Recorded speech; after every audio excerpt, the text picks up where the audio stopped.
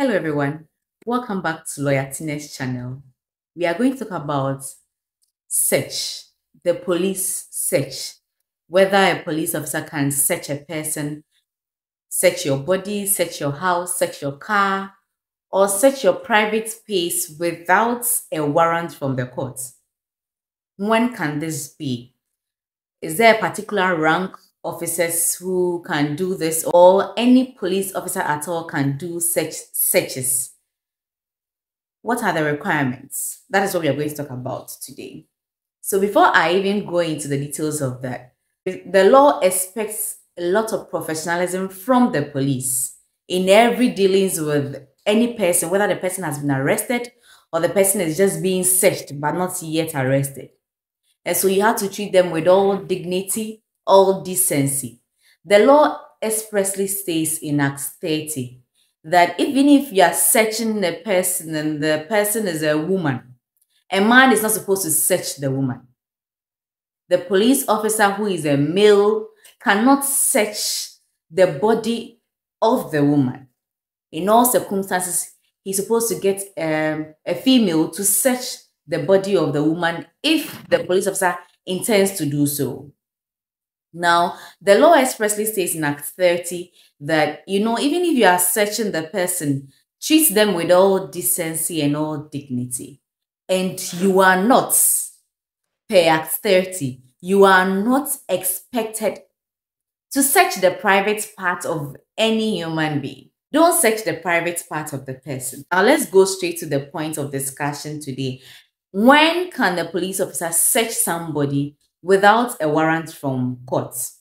Now, the law gives the opportunity to any police officer at all, a police officer at all, it doesn't matter the rank, that if the person is in a public place and the police officer has a reasonable cause that this person has something which is stolen, whether the person is conveying it or it is on his body, or he's conveying that stolen item or something that is obtained from crime from one point to another person, and this particular person who is reasonably believed to be carrying that stolen item or item gotten out of a crime in a public place, that police officer can search the person.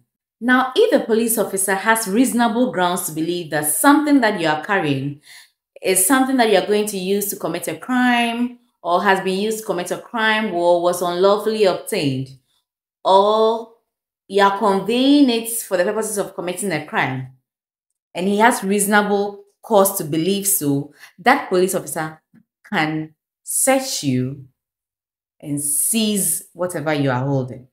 So it means that if the police officer finds anything with you that is actually believed to be something that is going to be used for the crime, they can seize it. What they will use that for will be another matter for another discussion another day. But then they can search you and seize you. And if they have to arrest you, they can also cause your arrest. I've already discussed when the police can arrest you without a warrant. And so you may check that through the channel and watch to see when and where they can arrest you without a warrant, so that we can learn together. Now, the second time a police officer can search you without a warrant is when you are in your house or in your private place. Then a police officer who is of a rank of assistant superintendent of police and above has a reasonable cause to believe that you have something with you which has been used to commit a crime, or which is being used to commit a crime, or which will be used to commit a crime, or you have a stolen item or something that will be used to commit a crime, or something which was gotten out of a crime or unlawfully obtained. That police officer who has a rank which is higher than assistant superintendent of police can come to your house or your private place and say, I want to search your place. And you as a person are supposed to submit yourself and open the house for him to come and search the place. Now, this is your private space. And so the difference between the public place and the private place is that for the private place, the police officer who can do that is one who has a rank higher than assistant superintendent of police. Take note that this police officer who has a higher rank or who has the assistant superintendent of police rank or higher can also put in writing and give it to a lower rank to say that, I have given you permission to go to Lawyer Tine's house to go and search her house based on this and that and that. And then when this police officer comes and shows you that written permission from his superior as a rank of ASP, Assistant Superintendent of Police or higher, to search your house, submit yourself to it. Throughout all this, I have already stated, there should be some decency. There should be some mutual respect from the police and then the individual. And this will help to make things work easier and faster for everybody. Now, there is a third ground on which you can be searched, whether your house, whether your person, you can be searched. When there are some emergencies, there is an emergency and everybody knows that there's an emergency. The law would not require that the police officer should wait for all these two things to occur before they can search you. Within such emergencies, the law permits that the police officer can search you when the emergency of the case allows. Now, one may ask that, so who determines if there is a reasonable ground? Now, if there is no issue for us to determine, then the police officer is the one who is exercising this discretion. He is performing his duty. He is exercising this discretion. So he decides that there's a reasonable cause for me to actually search you. Remember that as an ordinary person, you may not know the information that the police officer may have. And so you may think that, oh, what information do you have that you can search me? They may have some information from their superiors, some information that is only circulated within or among themselves that you may not know. So in an ordinary day, you see a police officer stop you by the roadside and say, I want to search your car, I want to search your boots, what is there? It may look like they are just performing standard process or procedure, but you may never know.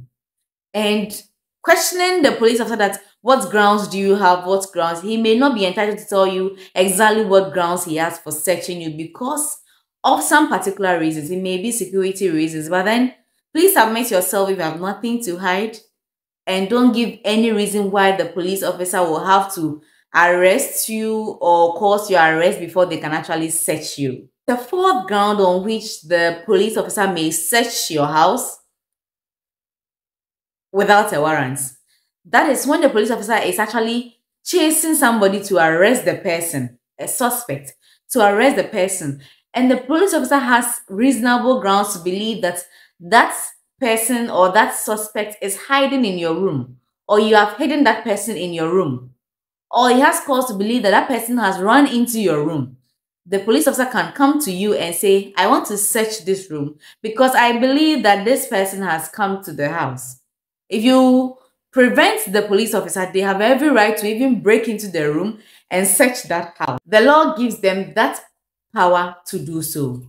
So please, if this circumstance happens and you are there, please exercise your discretion and grant them the right to do so. Whilst they are doing it, it is your house.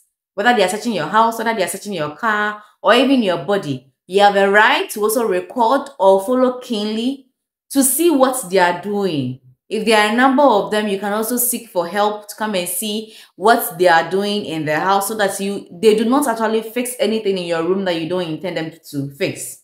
You can put a video on there. You can ask that it should be done in an orderly way so that you can follow and see what is actually happening. If there is mutual respect between the police and the individual, this may not be a problem. But then there are days that it doesn't happen like that. But by all means, this is the law that I have already told you about. So the circumstances of your case will determine how you react to the police when they come there. If you have nothing to hide from the police, please do not obstruct them from performing their duty, because obstructing them may also be a crime under the laws of Ghana. Remember that it is not only the police that has this right or power to do this under the laws of Ghana. We have the Office of the Special Prosecutor. They also have some rights and some power to search you or search your person or your house without a warrant when they have reasonable cause to believe that you have something which is tainted with corruption with you, on your person, or in your house, or in your private space. So please take note of that. When the police officer or the special prosecutor or their agent searches you and they find anything, they have a right to seize something which are searched and take record of it and send them to the police station or their office.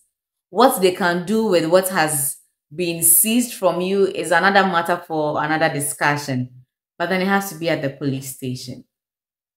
I will find time to talk about what they can do with what has been seized, but until then, please take care of yourself, be cautious. Please cooperate with the police if there is nothing at stake and they are not abusing you of your rights. Call a lawyer if you need the help, but please don't unreasonably refuse or prevent the police from doing their duties which have been assigned to them, whether in a public place or in a private place.